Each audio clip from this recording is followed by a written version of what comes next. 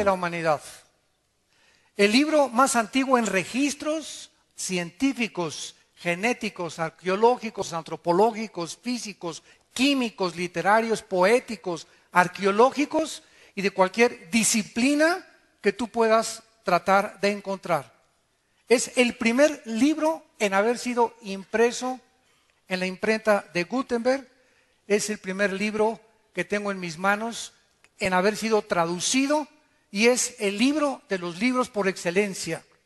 En todos los debates que hemos tenido, tanto en la televisión como en el radio, con agnósticos, escépticos, ateos, comunistas, etcétera, etcétera, siempre hemos terminado retándolos, desafiándoles, preguntándoles: ¿conocen ustedes o hay alguien en el mundo que se atreva a decir que hay un libro mejor que la Biblia? Ni presidentes, ni científicos, ni los mismos ateos se han atrevido a poder decir: aquí está otro libro que puede competir con la Biblia, en los registros que acabo de mencionar que contiene la Biblia. Si ponemos todos los libros sagrados, el Ramayana, los Vedas, el Tripitaka de Buda, el libro del Mormón y todos los que tú conozcas comparados con la Biblia, no tienen ni siquiera la mínima comparación.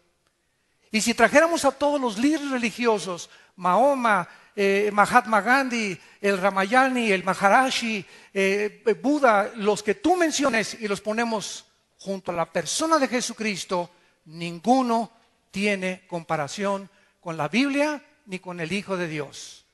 Esto es asombroso porque a pesar de que es el libro más importante que existe en la humanidad, el que a más lenguajes y dialectos se ha traducido, la gente lo tiene empolvado en su casa como un tabú, o muchas veces vienen y la respuesta es que no le entiendo o es que no sé de qué se trata y no sabía yo que había un manual para poder formar mi familia.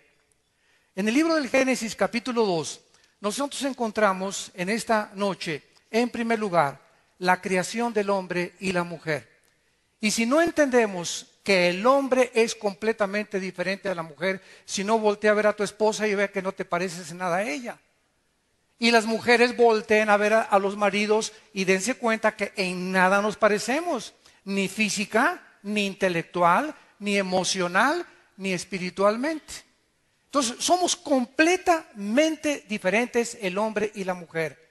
Y cuando no entendemos los hombres, el liderazgo que Dios, al haber establecido la familia, puso para que nosotros fuésemos el sacerdote, el proveedor, el protector de nuestra esposa y de nuestra familia, esta es la razón por la cual los matrimonios y las familias se encuentran en la condición en que se encuentran.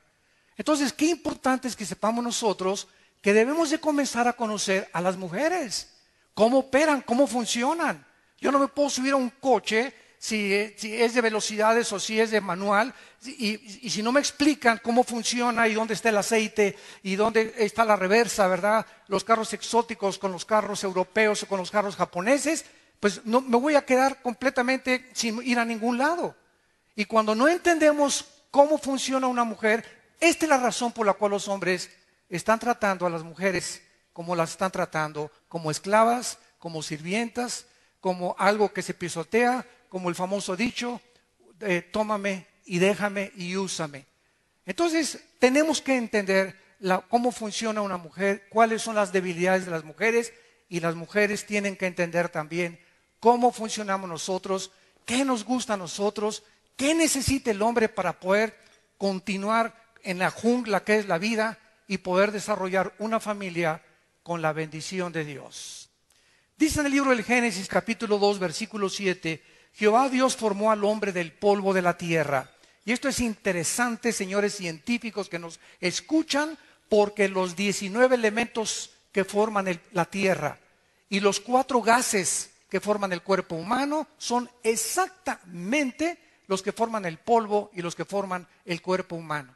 Así que cuando la Biblia nos muestra que el origen del hombre físicamente es de la tierra, la misma ciencia lo comprueba. Cuando venimos a la Biblia no estamos especulando, ni filosofando, ni teorizando. A lo mejor puede que chanceí, no estoy seguro, venimos a puras verdades absolutas. Porque la Biblia es precisamente su principal caracterización. Es el único libro que contiene verdades absolutas, al contrario de todo el relativismo que existe en la filosofía y en la literatura del mundo. Dios forma al hombre del polvo de la tierra y sopla en su nariz aliento de vida, y fue el hombre un ser viviente. La Biblia dice que cuando fuimos creados originalmente, algo se nos infundió que no se les infundió a los animales, señores darwinianos. Los animales son diferentes a los seres humanos, nosotros no provenimos de los animales. Si tú lees el libro de Carlos Darwin, vas a encontrar este lenguaje, chanceí, no sé, no estoy seguro, a lo mejor, y jamás en el origen de las especies, Carlos Darwin muestra cuál es el origen de las especies. ¿Cómo es posible que le pongan un título a un libro sin que el libro narre el origen de las especies más que filosóficamente? Entonces, el hombre, de acuerdo a la Biblia, es una creación especial. Tenemos una dignidad que no tienen los animales. Fuimos creados a la imagen y a la semejanza de un Dios. Y esta es la razón por la cual hay miles de religiones. Porque no ha habido una sola época en la historia, en las tribus, en las naciones, en los imperios, en las sociedades, en los patriarcados. Nunca ha habido una historia en la que el hombre no haya adorado algo o a alguien. Como decía Sigmund Freud, el filósofo vienés, el hombre es incorregiblemente religioso. ¿De dónde viene esta necesidad de comunicarnos con algo que trasciende nuestra humanidad? ¿De dónde nace ese anhelo de poder consultar con los brujos y con los espiritistas y concentrarnos y que si hay marcianos y que extraterrestres? Y algo nos hace movernos hacia el espacio, hacia otra dimensión. La Biblia nos muestra claramente que Dios puso la eternidad en nosotros. Y lo sabemos en lo más profundo de nuestra conciencia. Los egipcios, los babilonios, los sumerios, los romanos, los griegos, los medos persas, todas las civilizaciones en la historia han enterrado a sus muertos, que con la comida, que con la espada. Los egipcios les ponían la comida y la espada. Algo les decía que en la otra vida iban a seguir viviendo. Esto es lo que la Biblia nos revela, que fuimos creados a la imagen y semejanza de Dios. Y esta es la razón por la cual vivimos una época de muchísima confusión política, económica, religiosa, espiritual y, por si fuera poco, de géneros. Ya se están mezclando la masculinidad con la feminidad. Ahora los hombres son más femeninos y las mujeres son más masculinas. Se está perdiendo completamente este diseño sin que nos demos cuenta, porque todo pasa a través de los años de una forma imperceptible. He usado muchas veces el ejemplo de una rana. Tú agarras una rana y la metes en una olla con agua fría y le prendes la estufa, la rana comienza a adaptar la temperatura de su sangre con el agua hirviendo, y en lugar de que salte cuando está hirviendo el agua, ahí se queda. Hoy en la noche haces experimento con la olla con la cosa de los frijoles. De la misma forma estamos nosotros adaptándonos, así nos estamos adaptando a la nueva moral. A la nueva moral. Ahora ya es una cosa normal que tengan relaciones sexuales nuestros hijos antes de casarse. Ahora es normal que el hombre tenga a su amante. Ahora es normal ya un hombre con un hombre, una mujer con una mujer. Esto ya es el colmo de la depravación humana.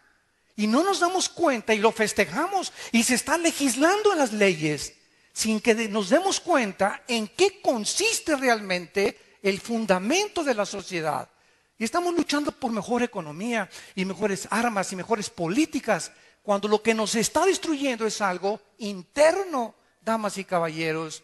La inmoralidad es la que impide que podamos progresar y avanzar, porque sin la bendición de Dios ninguna nación puede adelantarse ni poder progresar tampoco.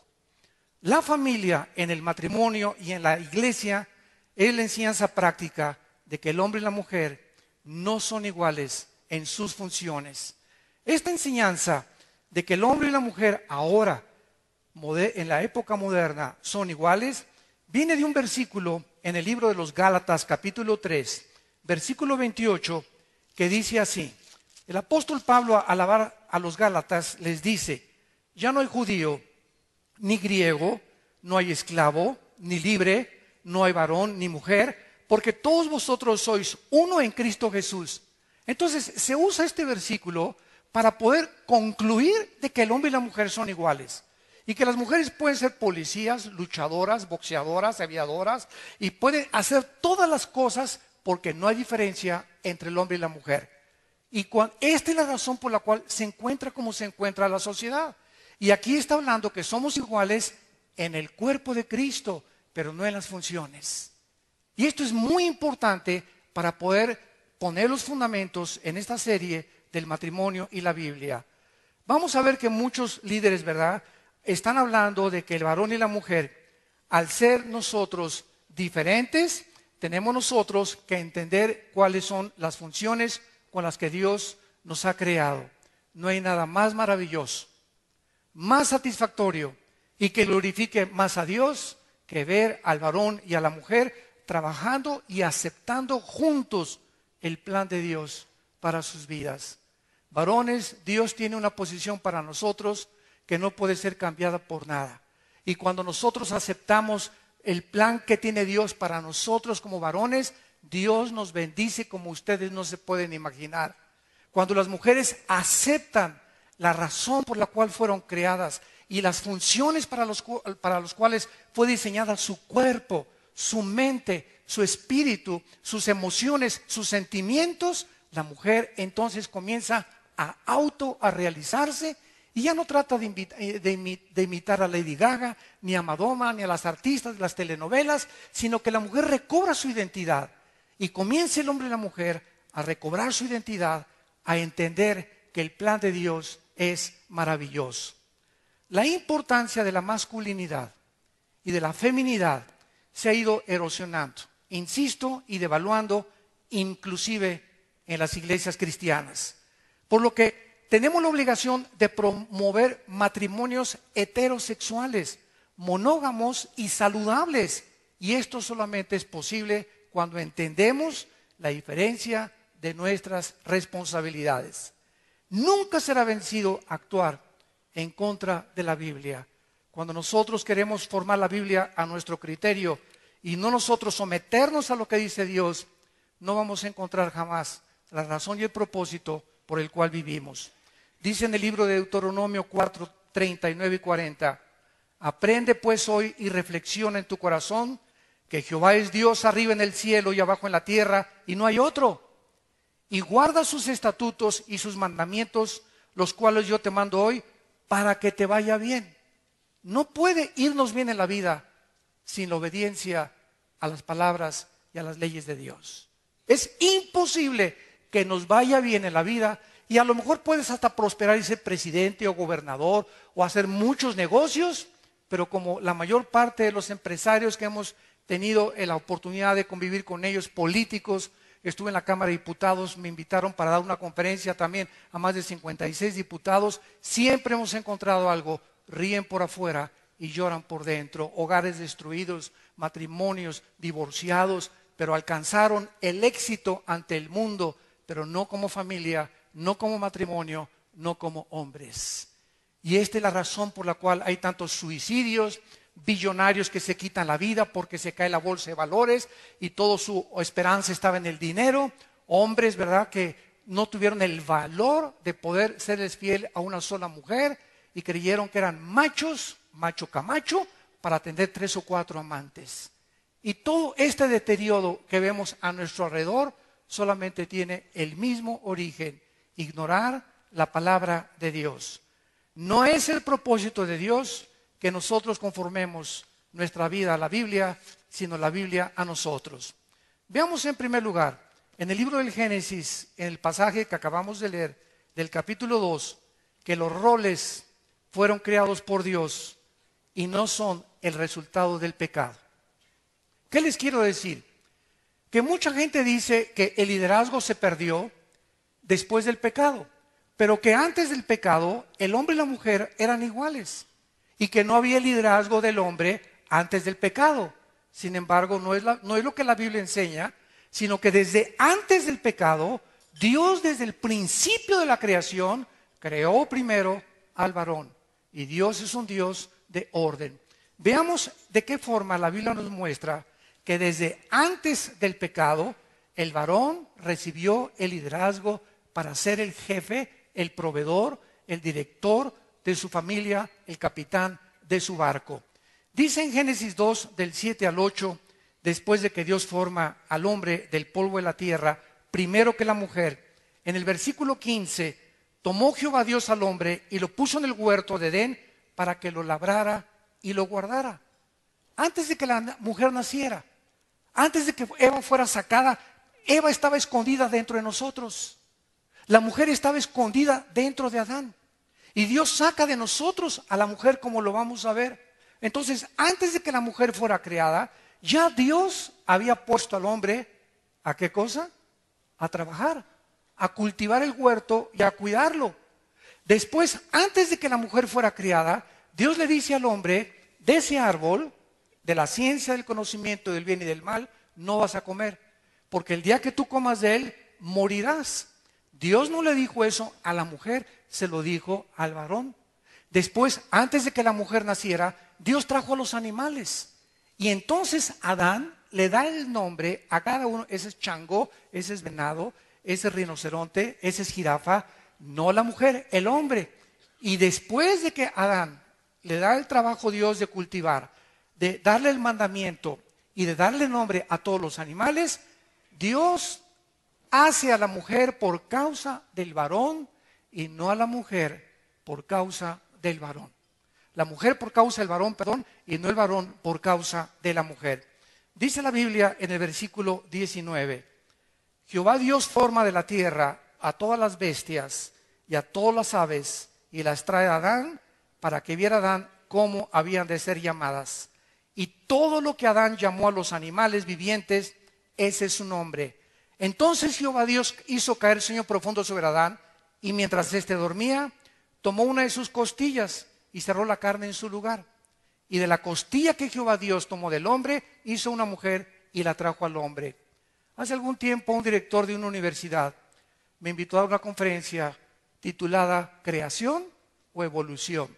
Yo tenía que demostrar que hay más evidencias científicas en la creación bíblica del libro del Génesis que la famosa teoría darwiniana que provenimos de una sola célula y somos el resultado de una selección natural.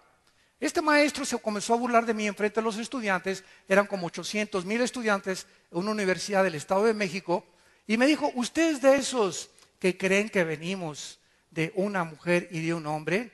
Yo le contesté y le dije, ¿y usted es uno de esos que creen que venimos del chango? Y entonces me contestó, ¿qué usted me quiere decir? Le dije, bueno, usted es de las personas que dicen que por accidente apareció un chango con órganos reproductores masculinos. Y por otro accidente apareció una changa con órganos reproductores femeninos. Un jirafo con órganos reproductores masculinos, una jirafa. Un elefante, una elefanta. Un tigre, una tigresa. Un león, una leona. Todo por accidente, los sexos aparecieron de la nada. Y después se junta el chango con la changa y nace un changuito. Somos dos accidentes, en medio de un accidente, le contesté. Le dije, ¿no le parece eso absurdo? Dentro de la misma ley de las probabilidades matemáticas, es 10 a la 12ª potencia de que esto haya sido posible. De que nosotros hayamos provenido de los dinosaurios, los peces de los dinosaurios, de las culebras, de los animales, y de que todo ha sido el resultado de un accidente. Y entonces me dice, ¿y qué de científico hay en la creación del Génesis? Le dije, volvamos a leer lo que dice la Biblia. Qué interesante que hasta 1860, damas y caballeros, Gregorio Mendel descubre las leyes de la herencia. Hasta 1860. Y tenemos un libro que es la Biblia, que hace 3,500, 4,000 años, las leyes de la genética que han comenzado a hacer ahora el siglo XX, terminó con el genoma humano, el proyecto del genoma humano. La Biblia comience apenas a darse cuenta, los científicos, que la Biblia tenía razón. ¿Por qué Dios saca a Eva de una costilla, Porque ahora la ciencia médica ha comprobado que la médula es donde se forman los huesos. Es en los huesos donde se forma la sangre. Y la mujer, otro accidente de la Biblia, tiene 2 cromosomas XX. El hombre tiene las cromosomas YX. En otras palabras, yo nací varón y los varones que estamos aquí somos varones porque el esperma Y de nuestro padre fecundó el óvulo de nuestra madre con 2X. La mujer no tiene el cromosoma Y, solamente lo tenemos los varones. Y de esa forma, Dios hace que del material genético que el hombre tenía, saca a la mujer y no al contrario. Yo he preguntado a casi en todas las escuelas, a los estudiantes, en los mismos seminarios teológicos, ¿quién creen ustedes que fue creado primero? ¿El hombre y la mujer? Todos contestan, el 95% la mujer, porque todos los que estamos aquí somos hijos de una mujer. Sin embargo, la Biblia nos dice que fue al contrario, es la mujer la que fue sacada al hombre. Esto no lo pudimos haber inventado, ni Moisés tampoco. ¿Quién le reveló a Moisés las leyes de la herencia desde el principio de la creación? ¡Qué increíble es la Biblia! Y así podemos seguir con todas las evidencias científicas que la Biblia nos muestra de qué forma tan impresionante las verdades que se encuentran son las verdades que apenas la ciencia está comenzando a descubrir. Vemos entonces la responsabilidad masculina. Fue al varón a quien se le hace la advertencia: no comas del árbol del conocimiento del bien y del mal. ¿Por qué le prohíbe Dios al varón comer de ese árbol? Muy sencillo. Dios no quería que el hombre conociera el bien y el mal sin él. Y en el momento en que nosotros creemos que podemos distinguir y discernir qué es bueno y qué es malo, esta es la razón por la cual la sociedad se encuentra como se encuentra. No hay nada de malo que un hombre se case con un hombre. Dios mío, María, José y el burrito que los acompañan. No hay nada de mujer que 2 mujeres vivan solas y que adopten niños. Esta es la forma en la que la sociedad ha llegado. Ya no hay discernimiento entre el bien y entre el mal. Ya todo es relativo. Ya todo se vale, todo es permisivo. Imagínense los nazis en la Segunda Guerra Mundial, cuando fueron enjuiciados en el juicio de Nuremberg, 1947-48, en la ciudad de Berlín, Alemania, que se levantó uno de los nazis y le dijo a los jueces: es que para nosotros los judíos eran ratones. Y el Führer nos dijo que los elimináramos por bien del partido. Y para nosotros no es asesinato, es eliminar para beneficio del partido. El robo no es robo, es expropiar para el beneficio del partido. Y comenzaron a maquillar lo que la Biblia le llama pecado. Imagínense nada más que nosotros llegáramos a ese punto en el que ellos consideran que eso fue bueno, para nosotros no es bueno. Entonces, ¿quién va a decir qué es bueno y qué es malo? Para los caníbales es bueno comerse a las gentes. Para otras personas en los talibanes es matar a la mujer y prohibirles que trabajen y que manejen en Arabia Saudita. Para nosotros no. ¿Acaso hay un parámetro? ¿Acaso hay un patrón que nos pueda decir realmente quién está bien y quién está mal? ¿O somos una sociedad en la que estamos enloqueciendo y en la que vamos a llegar a enloquecer peor todavía? Porque así va a acabar el mundo, dice la Biblia. ¿Por qué? Porque no sabemos que Dios nos ha dejado las leyes morales para que nosotros podamos funcionar. Y cuando nosotros nos olvidamos de Dios y tomamos el lugar de Dios y nos ponemos en el lugar de Dios, nos hacemos dioses. Si tú eres ateo, no eres ateo, porque tu Dios es tu propia vida. Entonces nadie tiene por qué decir que es ateo, porque si no reconoces a un ser supremo, creador y sustentador de todas las cosas, y el juez de la humanidad, que muy pronto juzgará al mundo después de que tú mueras y de que yo muera, entonces tú eres para ti mismo Dios. Pero no hay nadie que pueda ser exento de poder decir soy independiente o soy autónomo, porque no lo eres. Vemos esta responsabilidad. No significa un derecho al poner Dios al varón como líder de la mujer y de la familia. No implica superioridad ni autoexaltación, sino es por cuestión de un orden divino. Dice en la primera carta a los Corintios, capítulo 11, versículos del 8 al 9, porque el varón no procede de la mujer, dice el apóstol Pablo, sino la mujer del varón. Él confirma lo que dice Génesis 3000 años antes. Y tampoco el varón fue creado por causa de la mujer, sino la mujer fue creada por causa del varón. Y más adelante el apóstol Pablo, en su primera carta a Timoteo, dice en el capítulo 2, versículo 13, porque Adán fue formado primero, después Eva. Esto implica que el varón era llamado ante Dios. Desde que Dios nos formó a los dos con dos sexos diferentes, que hubiera un orden donde manda capitán, no gobierna marinero. No hay dos capitanes en un barco, no hay dos presidentes de la república, no hay dos jefes de policía, no hay dos coaches, no hay dos directores de orquesta. En todos lados vemos esta imagen y esta analogía de lo que es el liderazgo. Pues Dios en su sabiduría, al formar la familia, le dio al hombre toda la responsabilidad de su esposa, de sus hijos, de la provisión, de la dirección moral y todas las cosas que acarrean el ser un hombre y el ser director de nuestra casa y familia. Veamos esto, comprobámoslo en el capítulo 3 del Génesis, cuando el hombre peca. Una pregunta, ¿quién pecó primero, Adán o Eva? A ver, mis teólogos. Fue la mujer la que peca primero.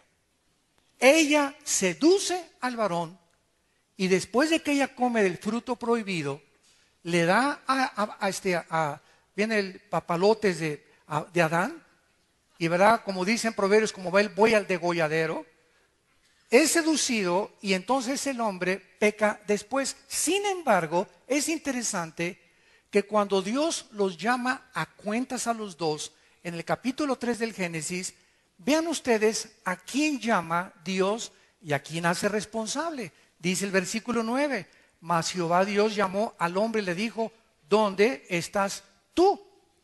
Eva había pecado primero, pero observamos que Dios no la busca a ella para cargarle esta responsabilidad, sino a Adán. Y esto en Romanos 5:12, el apóstol Pablo dice que el pecado entró al mundo por un hombre. Oye, cuando yo leí esto, dije, seguro que aquí fue un error de la Biblia. ¿Cómo es posible que Pablo diga en Romanos 5:12 que el pecado entró por un hombre? Está clarísimo que fue la mujer. No está diciendo quién pecó primero, está diciendo que entró al mundo. En otras palabras, esto es interesantísimo, es el varón el que propaga el pecado sexualmente. Porque es a través del sexo que nosotros propagamos el pecado, porque nosotros los varones traemos la semilla.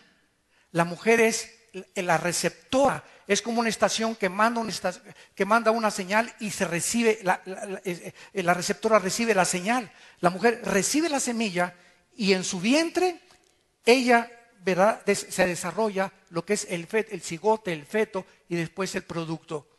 Pero es el varón el que trae la semilla y a través de la semilla se transmite el pecado, porque el pecado viene en la sangre y en la sangre está el alma, de acuerdo a Levítico 17:11. Qué interesante todas estas cosas a luz de la ciencia actual, de la genética, de la física, de la química, que todo esto tiene sentido. Porque Cristo no pudo nacer de José y de María. ¿Por qué el Espíritu Santo tuvo que cubrir a María, la Virgen María, para que naciera el Hijo de Dios? ¿Por qué a José se le dijo, tú no te metas, tú no vas a embarazar a tu esposa, voy a ser yo, dijo el Espíritu Santo, porque el santo ser que va a nacer tiene que nacer sin pecado? Espérame tantito. Entonces, si José se hubiera tenido relaciones con María, el Hijo de Dios hubiera nacido con pecado. ¿Por qué? Porque el hombre es el que transmite el pecado a través del cromosoma Y de la sangre. Y esta es la razón por la cual se prohibió que José no tuviera relaciones. La mujer no le pasa la sangre al feto hasta el tercer mes. Lo produce la médula de sus huesos. Y la sangre de Cristo fue producida por el Espíritu de Dios. pero al mismo tiempo él tenía que traer el genoma humano para identificarse con los seres humanos y nacer de una mujer, de acuerdo a la promesa, Abraham, Isaac y Jacob. Y todo esto lo podemos ver a la luz de todo lo que está pasando y acabamos con la conclusión, la Biblia tenía razón. Estos roles fueron corrompidos con el pecado, porque el hombre rehuye de su responsabilidad y la mujer comenzaría a tratar, escúchenme mujeres y hombres, cuando el pecado entra y Dios llama a Adán y lo hace culpable, a él irresponsable de lo que pasa. Vean en Génesis 3 lo que pasa desde Adán hasta nuestros días. Dice el versículo 16, a la mujer le dijo, multiplicaré en gran manera los dolores. Es la primera vez que aparece la palabra dolor en la Biblia. Tus dolores, en tus preñeces con dolor darás a luz tus hijos. Escucha esto, y tu deseo será para con tu marido, pero él se enseñoreará de ti. Desde Adán hasta nuestros días. Escuchen esto, mujeres, todas ustedes, hasta Santa Rita de Casa y la Juana de Arco, la que tú me digas, todas las mujeres traen dentro de su naturaleza femenina la intención y el potencial de querer gobernar al hombre, de querer imponerse ellas al liderazgo del hombre. Es la naturaleza femenina, por naturaleza humana del pecado. Tratar de usurpar la posición que Dios le dio al varón.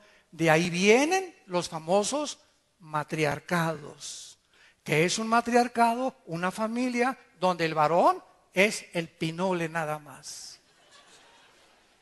Donde él ni pío dice, las decisiones, las órdenes, todo proviene de la mujer. Y es interesante que, de acuerdo al doctor James Dobson, un cristiano psicólogo en Los Ángeles, dice que el 75% de los homosexuales provienen de familias con matriarcados, donde los varones han crecido bajo las faldas de la mamá y han perdido la imagen y el patrón de un varón. El 75% de los homosexuales provienen de hogares donde hay matriarcado, porque se está violando las leyes de Dios. No es la voluntad de Dios que en un hogar la mujer sea la capitana, ni tampoco sea la jefa de jefas, ni la capo de capas, sino que sea el varón, porque ese es el orden divino. Y lo vamos a ver con más calma mañana en todo el desarrollo de esta conferencia para ver de qué forma se tiene el varón que desarrollar. Ahora bien, cuando nosotros entramos al punto de liderazgo, tenemos que comprender uno de los problemas del lenguaje. Es de que muchas palabras conllevan diversas connotaciones. Y cuando se usa la palabra líder o jefe, las mujeres luego, ¿verdad? Inmediatamente, no. A mí yo no me tengo por qué someterme. Yo no tengo por qué reconocer que mi esposo es líder. Sin embargo, ve el ejemplo. Un director de orquesta es el líder de los músicos. Imagínate al saxofonista. A ver, está mal, usted bájese de ahí. Un entrenador de un equipo tiene que ser el líder del equipo y se tiene que someter al coach, al entrenador. Un gobernante es el presidente, el gobernante se le tiene que rendir sumisión al gobierno.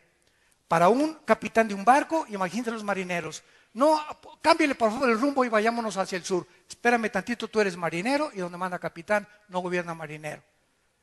Un guía de turistas precisamente es el que dirige y es el que lleva a un grupo determinado de personas en ciertos diferentes parajes y diferentes situaciones. Un jefe militar, los soldados se tienen que someter a él. Un piloto de un avión es el capitán de la nave y todas las aeromosas y todo el mundo se tiene que someter a lo que el capitán del avión tiene que dirigir. Así es también en el hogar. En el hogar Dios puso al varón de jefe, de líder. Y no es porque seamos superiores, es por el orden divino de Dios. Esto no significa que un hombre, al ser el líder, demande ser servido por su mujer, sino que es al contrario. Cuando vino Cristo al mundo en Lucas capítulo 22, versículo 26, Él dijo mas entre ustedes el que quiera ser el mayor, como es el más joven, y el que dirige, como el que sirve. Y parecería una paradoja aquí, ¿verdad? ¿Cómo es posible que, bueno, soy líder yo soy líder, que me sirvan mis chilaquiles, mis huevos rancheros, tráiganme mis pantuflas, préstame la televisión, como llegan muchos hombres a su casa, hágame mis huevos con chicharrón ahorita, muévase, muévase. Y cuando tenemos esa actitud, eso no es liderazgo, eso es dictadura. Eso es pervertir la autoridad en autoritarismo. Es como cuando a un policía le pones una cachucha y le pones una macana, ¿verdad? Ya se siente con la arbitrariedad y hacen cosas que trasciende su nivel de autoridad. Y es autoritarismo, es arbitrariedad. Y tiene que haber un límite para eso. Entonces el hombre tiene que entender eso. El ser líder no significa autoritarismo ni exigir, sino al contrario, seguir el ejemplo de Jesús. Jesús era el líder de los discípulos y en Juan capítulo 13 se hinca Jesucristo y agarra una toalla y una bandeja y les lava los pies a sus discípulos. Cuando Pedro ve que Jesucristo se acerca a lavar los pies de sus discípulos, le dice: no tal cosa acontezca conmigo. ¿Cómo es posible que tú, el Hijo de Dios, el creador de los cielos y de la tierra, en el cual fueron hechas todas las cosas que existen, principados y potestades, el que fue enviado a morir en una cruz, vienes y nos lavas los pies a nosotros, cuando nosotros te los debemos de lavar a ti? Ese es el ejemplo que Cristo nos da. El líder no es autoritario, no es dictador, es alguien que vive para servir a los demás. Un presidente que abusa de su autoridad es un dictador, es una persona autoritaria. Y un presidente, un gobernante, un juez, cualquier persona de autoridad es para servir a los ciudadanos, porque nosotros los mantenemos. Ellos nos deben servir a nosotros y ellos creen que nosotros a ellos, y se aprovechan de esa autoridad porque no entienden el principio divino, bíblico de la autoridad. Y por eso está corrompida la autoridad por todos lados. Por eso a las mujeres se les trata como sirvientas, como esclavas en el Medio Oriente, por los talibanes, y les cortan los pelos y las rapan y les con navaja las navajean por todos lados y no las respetan y las usan simplemente como algo desechable. Porque si a alguien el diablo odia es a las mujeres, porque a través de una mujer nació el Hijo de Dios.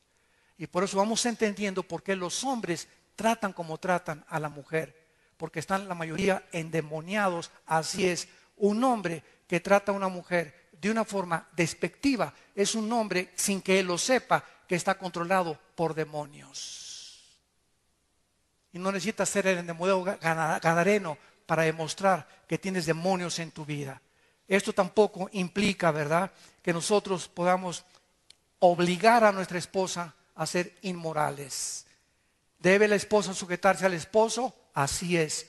Pero si se brinca el límite de la cabeza de nosotros, que es Cristo, porque Cristo es nuestra cabeza y la mujer es nosotros, la cabeza de la mujer, y nosotros podemos ejercer la autoridad cuando estamos sometidos a la autoridad. No hay autoridad sin autoridad. ¿Quieres que tu esposa se someta a ti? Sométete tú a Cristo primero y ponle el ejemplo.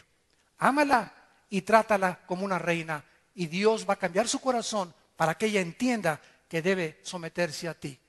Pero hay muchas mujeres rebeldes, amargadas, resentidas, frígidas sexualmente por la forma en la que son tratadas, porque son tratadas como trapos, y la mujer lo sabe cuando simplemente la usas para tener relaciones sexuales y no la amas, no la abrazas, no eres considerado, no le das flores, no entiendes que es como una flor que se tiene que cultivar y se está marchitando tu esposa, porque solamente tú estás centrado en tu propio ego y has usado la autoridad con autoritarismo. Así pues, al amar nosotros a nuestra mujer, nos amamos a nosotros mismos, y cualquier clase de liderazgo que produzca en una mujer inmadurez, resentimiento, amargura o inseguridad a través de un excesivo control o un dominio opresivo, dictatorial del varón, es síntoma que ha fracasado tu matrimonio. Es síntoma que algo no está funcionando en tu matrimonio. Estás echando aceite por todos lados. Se te está desvielando tu casa. Y estas reuniones que tenemos es con el propósito de orientarte y mostrarte que hay esperanza.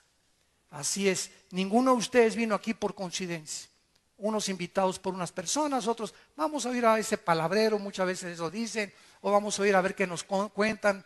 Y todos ustedes tuvieron una cita porque Dios te ama, porque dio su vida por ti, porque quiere bendecir tu matrimonio. Y si estás a punto de divorciarte o tu matrimonio ya tiene días o años que viven juntos, pero divorciados emocionalmente, aunque están juntos viviendo físicamente, hay esperanza en estas conferencias y en estas pláticas para tu vida. Si tú le crees lo que dice la palabra de Dios y aceptas a Cristo como tu Señor y Salvador, y todas las cosas podrán ser cambiadas sin que tú te des cuenta. Ahora alguien podría preguntarse en este momento, ¿por qué entonces en Efesios 5:21 dice que debemos someternos unos a otros? Claro que sí, porque siempre habrá alguien a quien someternos. Los hijos a los padres, los soldados a sus superiores, los jugadores a su entrenador, los discípulos a sus maestros, las ovejas a su pastor, y no al contrario. ¿Por qué? Porque es el orden que Dios establece para autoridad. Si no hay autoridad, hay anarquía. Cuando un gobierno civil no usa, escuchen, si hay aquí abogados o hay aquí diputados o senadores que nos escuchan ahorita por internet en vivo, cuando un gobierno de un estado o de un municipio o de una nación no ejerce la autoridad para frenar la maldad, pierde su unción divina como autoridad y como gobernante. Porque cualquier gobierno que permita que se incendien los edificios y que se cause el caos y que se bloqueen las carreteras y no haga nada por evitarlo, está permitiendo la anarquía en ese país.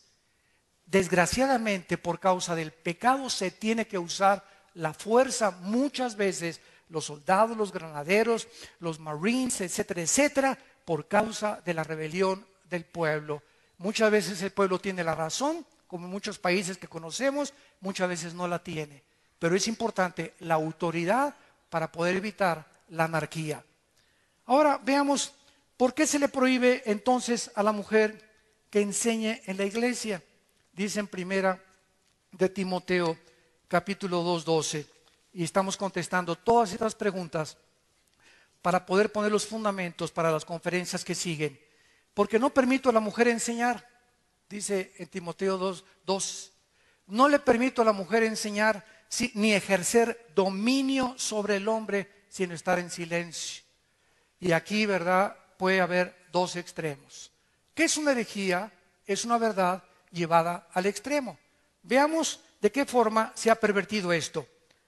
Pablo no está haciendo una prohibición absoluta de todas las enseñanzas que una mujer puede dar. Veamos los ejemplos. En Tito 2, del 3 al 4, se les instruye a las mujeres a instruir a mujeres jóvenes. En 2 Timoteo 1:5 se recuerda a Timoteo que su abuela Loida y su madre Eunice le enseñaron. Aquí las abuelas y las mamás deben enseñarles a sus nietos y a sus hijos y a las mujeres jóvenes. En Proverbios, la mujer virtuosa se le alaba por hablar con sabiduría a sus amigas. Se apoya que las mujeres profeticen en la iglesia, 1 Corintios 11:5, manifestando sumisión a la autoridad, tapándose la cabeza. Que vamos a ver que es un símbolo de que simplemente las prostitutas en Corinto demostraban, ahora se rapaban el pelo las prostitutas en Corinto, entonces al entrar a la iglesia tenían que demostrar que estaban sometidas al liderazgo de un varón, tapándose con un velo la cabeza. Y si no, se dejaban de crecer el pelo. Y esta es la razón por la cual ahora muchas mujeres no entienden que para una mujer uno de los símbolos más grandes de la feminidad es el pelo largo. Y ahora nuestros hijos van en la calle y se echan apuestas cuando va una pareja caminando, quién es el hombre y quién es la mujer. Porque ahora es la moda que las mujeres se rapen como se peinan los hombres. Y yo no lo digo yo, arráncale la Biblia, las páginas a 1 Corintios capítulo 11, donde dice la Biblia que es honroso para una mujer y deshonroso que se corte el pelo. Dice la Biblia claramente que se exhorta a los hombres y mujeres que enseñan, Colosenses 3:16, fuera de la congregación. Y Priscila y Aquila exhortaron y enseñaron a Apolo como pareja. Así pues sería arbitrario creer que Pablo está prohibiendo que la mujer no enseñe para nada, sino que está claramente diciendo que es imposible que las mujeres nunca enseñen a los hombres y que los hombres nunca aprendan de las mujeres. Entonces, ¿qué significa la exhortación de Pablo? Que las mujeres no enseñen y se callen. Observamos el contexto de esta prohibición, que no usurpen el liderazgo del varón. ¿Qué es lo que significa esto, verdad? Aquí se encuentra la clave, que no ejerzan dominio sobre el hombre. La enseñanza inapropiada de una mujer a los hombres sería en maneras en que un pastor vea usurpada su autoridad de su liderazgo cuando una mujer le quiera dar pinochetazo, deshonrando de esta manera su autoridad, o cuando una mujer quiere imponer su autoridad sobre un pastor en una iglesia, o cuando una mujer en la familia quiere imponer su autoridad sobre la autoridad del hombre, o cuando en un gobierno la autoridad del presidente no es el presidente, sino la mujer la que le dice lo que el presidente tiene que hacer. En ese momento se está violando el principio bíblico y esas personas están acarreando el juicio de Dios a sus vidas. O cuando se trate de interrumpir públicamente a un pastor, o cuando una mujer enfrente de sus hijos se le ponga al brinco a su esposo y lo insulte enfrente de sus hijos. Mañana vamos a ver que lo peor que podemos hacer a nuestros hijos es pelearnos enfrente de ellos. Y qué triste cuando vienen a consejería muchas parejas, vienen con la hija o con el hijo a acusar al esposo enfrente de los hijos. ¿Sabes una cosa? Haga lo que haga tu esposo, dile a tu hija, es tu padre y lo tienes que respetar. Es la forma en la como Dios te va a bendecir. Pero tenemos que mostrarles a nuestros hijos el principio y la autoridad para que ellos crezcan con seguridad y puedan entender que solo así podemos ser bendecidos por un Dios que dio su vida en una cruz por todos nosotros. ¿Cuántos de ustedes en esta noche han podido entender que todos los gobiernos y naciones que están legislando los matrimonios gay, hombres con hombres, mujeres con mujeres, están cometiendo el suicidio moral más grande de la historia al destruir la institución más santa y más sagrada de toda la sociedad, que es la familia? Tenemos que rescatar la familia.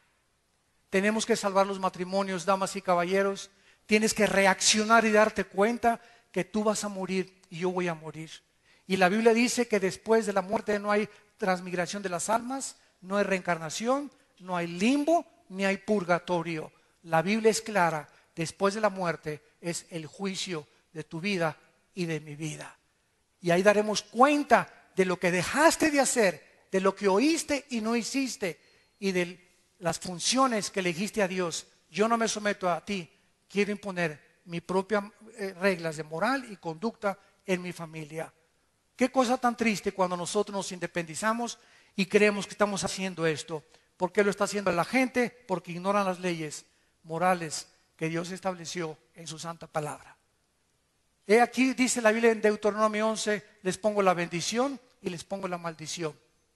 Si ustedes escuchan mis palabras, dice Dios, voy a bendecir tu vida, tu familia, tus hijos, tus nietos, porque nuestra generación será bendita hasta la tercera y cuarta generación. Pero si ustedes me rechazan, dice Dios, quiero que entiendas, tú eres un ser humano libre. Y yo no creé un robot. Pudo Dios haber creado robots. Y pudimos haber hecho, ¿verdad?, amarle a Dios, que nos diera cuerda, te amo, te amo, te amo. Pero Él nos creó con una libertad. Y ahí está la condición principal del ser humano y la responsabilidad, que somos libres de cada decisión que tomamos, que tiene consecuencias para bien o para mal. Cada decisión que tú tomas tiene consecuencias, para bien o para mal. ¿Qué vas a escoger en esta noche? ¿Quieres salir por esa puerta como entraste, odiando a tu esposa, creyendo que es una sirvienta, creyendo que puedes tener amantes y que la puedes ensuciar, sabiendo que Dios te ve? ¿Quieres que Dios te prospere en tu trabajo? ¿Quieres que Dios te bendiga? ¿Quieres que Dios te dé paz? ¿Quieres que Dios bendiga a tus hijos? ¿Quieres que Dios bendiga a tu generación? sométete a las leyes de Dios, porque no somos dioses, no somos animales, fuimos creados a su imagen y semejanza.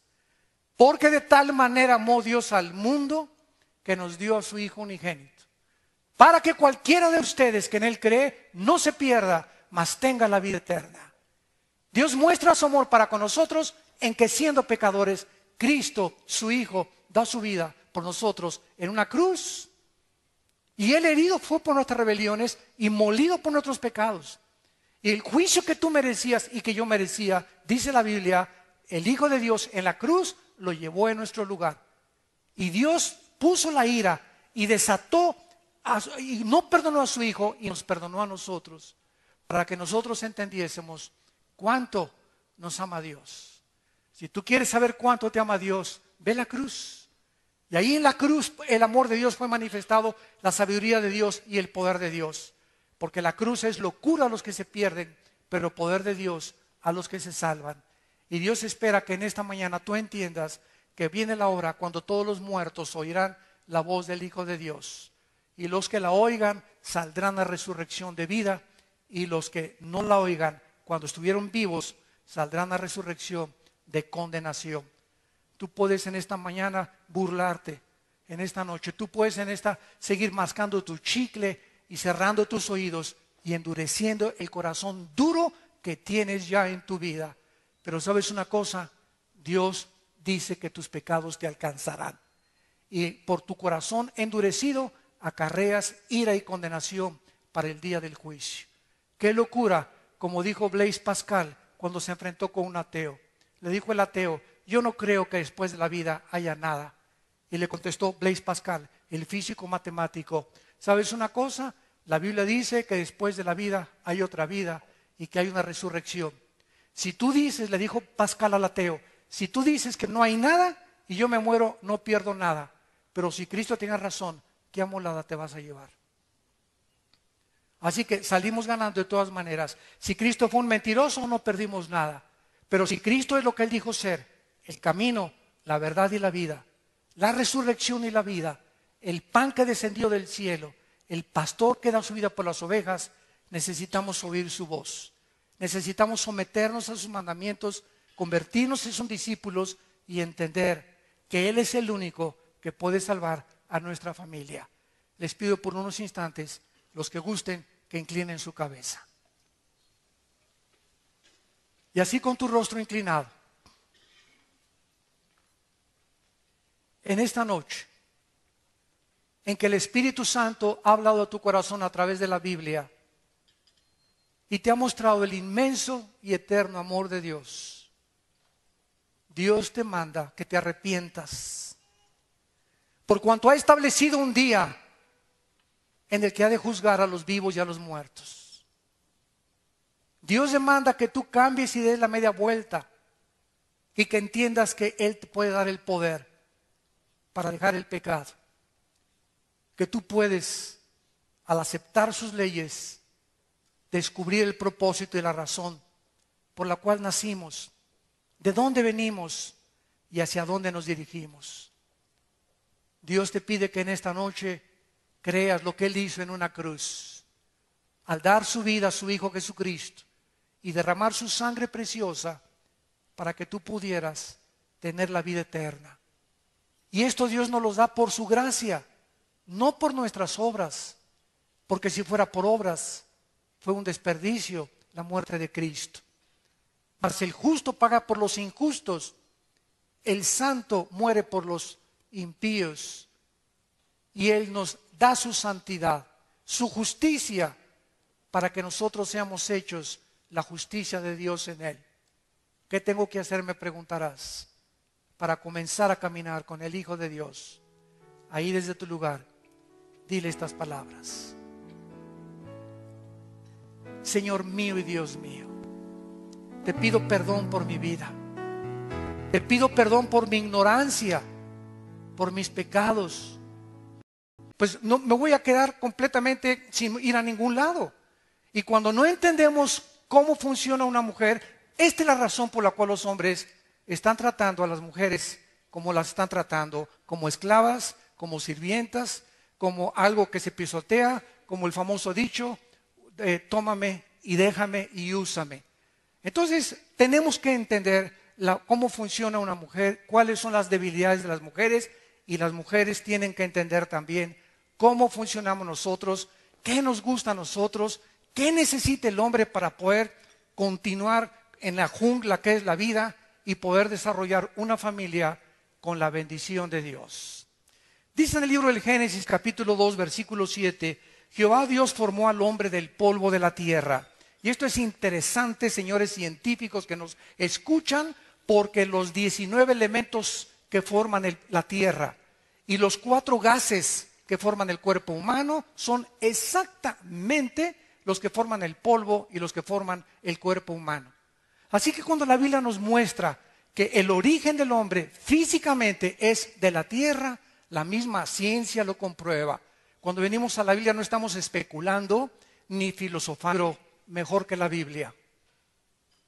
Ni presidentes, ni científicos, ni los mismos ateos se han atrevido a poder decir, aquí está otro libro que puede competir con la Biblia, en los registros que acabo de mencionar que contiene la Biblia.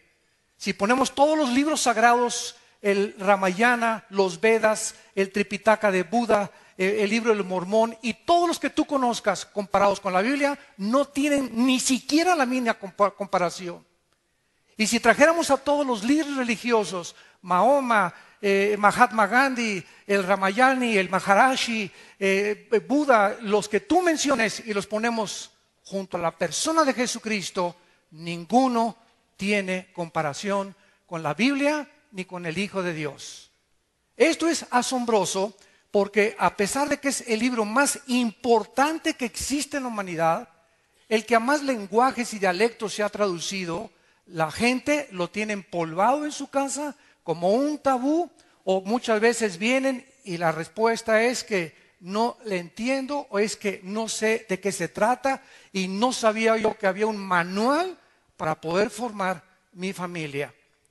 En el libro del Génesis capítulo 2, nosotros encontramos en esta noche, en primer lugar, la creación del hombre y la mujer. Y si no entendemos que el hombre es completamente diferente a la mujer, si no, voltea a ver a tu esposa y ve que no te pareces en nada a ella. Y las mujeres volteen a ver a los maridos y dense cuenta que en nada nos parecemos, ni física, ni intelectual, ni emocional, ni espiritualmente. Entonces, somos completamente diferentes el hombre y la mujer.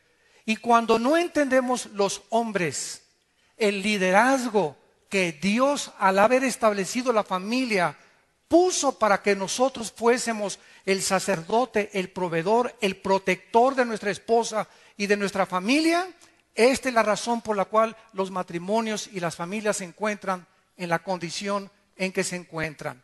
Entonces, qué importante es que sepamos nosotros que debemos de comenzar a conocer a las mujeres, cómo operan, cómo funcionan. Yo no me puedo subir a un coche si es de velocidades o si es de manual, y si no me explican cómo funciona y dónde está el aceite y dónde está la reversa, ¿verdad? Los carros exóticos con los carros europeos o con los carros japoneses.